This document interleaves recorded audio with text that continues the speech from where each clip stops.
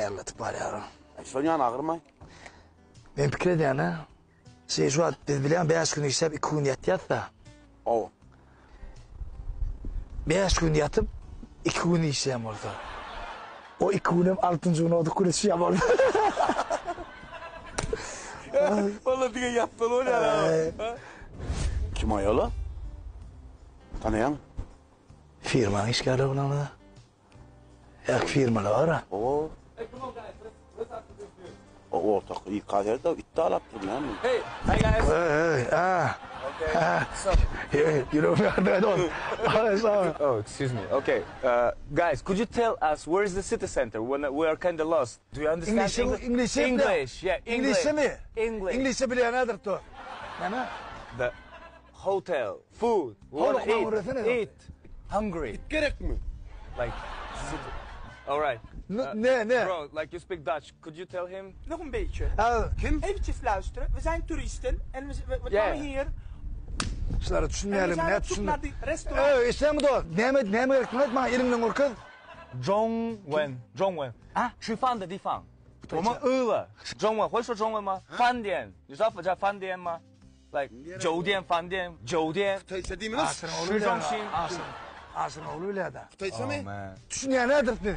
Russia, please. Ruşen ne Ruşen? Здравствуйте, извините, нам надо место, где можно перекусить. Ha? Перекусить. Ne mi? Еда, Ne mi dediğin? еда. Перекусить нам. Kovuluk mu Ruşen? Kovuluk mu? İşte mi do? Düşünmem dakti. Mihman yere kısa.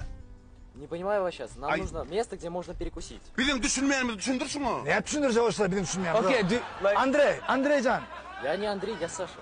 Ne diye? Selamun aleyküm abi.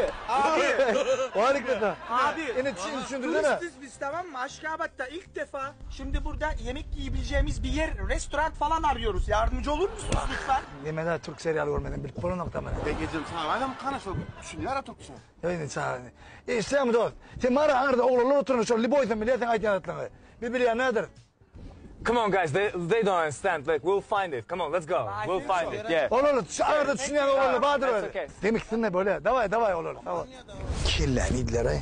Ya şeyim, eğitmeli, beyitmeli, her zat etmeli o. Dile öğrenmeli. Utanma benden yakın. Yaman yerde utanma. Sen ne mi utanacak? Sen ne mi utanacak? Karakolluk. Yankılı oğlanlar utansın.